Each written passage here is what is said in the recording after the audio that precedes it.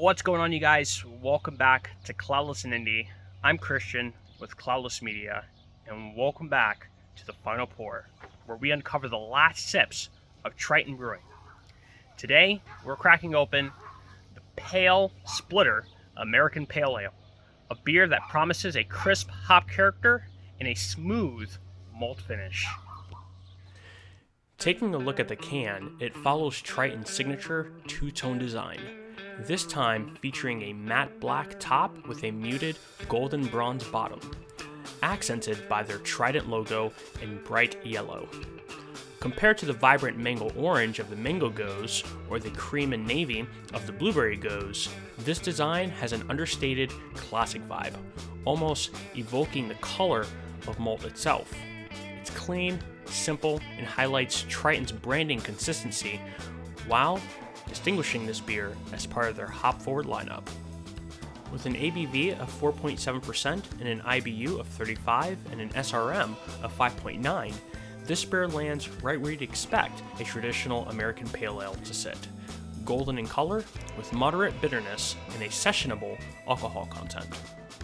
The American Pale Ale, or APA, was first popularized in the 1980s as American craft brewers put their own spin on British pale ales. What sets APAs apart is their showcase of American hop varieties, often bringing bright citrus, pine, and floral notes, while maintaining balance with a crisp malt backbone. Think of it as the approachable cousin to the IPA, offering hop flavor without the intense bitterness. Pale Splitter is brewed with Cascade, Columbus, Galena, and Magnum hops, then dry hopped with Citra, promising layers of citrus brightness and subtle bitterness. Released as part of Triton's year-round lineup in spring 2018, it was brewed to be a, quote, bright citrusy split from the pale and drab, unquote. On the pour, Pale Splitter reveals a beautiful, bright yellow color, almost like watching liquid sunlight cascade into the glass. The head builds beautifully, forming a thick white layer with bubbles of various sizes, from tight foam to larger bubbles dispersed throughout. It holds impressively well, just as you'd expect from a well-crafted American Pale Ale, or IPA, maintaining its frothy cap as you admire its vibrant glow. As it settles, it shifts slightly into a more golden hue, deepening its inviting appearance. The beer is opaque, similar to the past 3 Triton beers I've reviewed. For an American Pale Ale, I was expecting it to be a little bit clearer, so it caught me off guard, especially after the Golden Ale's unexpected opacity, which raised concerns about storage issues. And I can't help but wonder if I might encounter similar surprises with the rest of the lineup. As soon as I cracked open the can, I was immediately hit with a blast of hop aroma, which got me pretty excited for what was to come. Bringing my nose to the glass, the first note that jumped out was citrus, a bright, lemony citrus that reminded me of the previous beer, the hometown hero Golden Ale. And that made me a little nervous at first, given the beer's unexpected flavor profile. But with the variety of hops used in Pale Splitter, it's entirely possible that citrus is meant to shine here.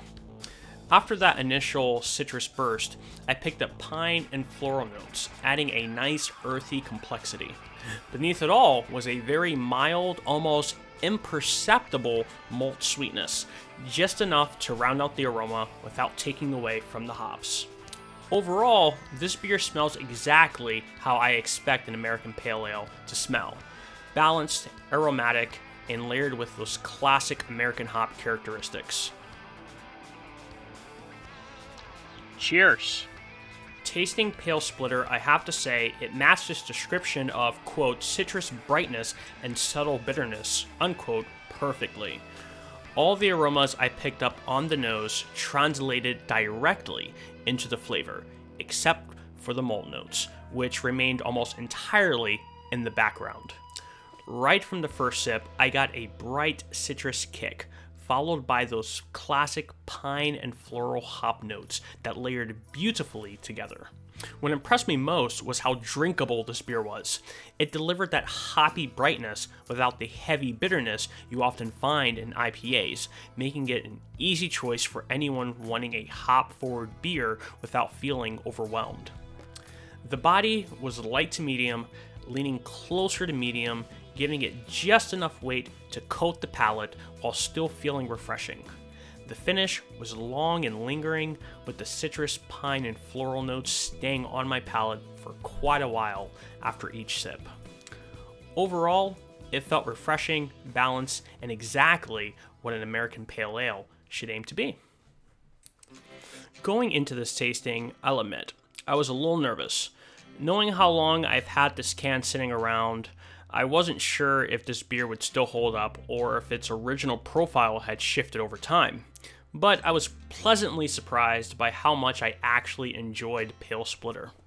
It delivered exactly what it promised: bright citrus, pine, and floral hop notes with a clean, balanced bitterness that never felt overwhelming. It's the kind of beer I would confidently recommend to my IPA-loving friends and colleagues, especially those looking for something hop-forward yet sessionable.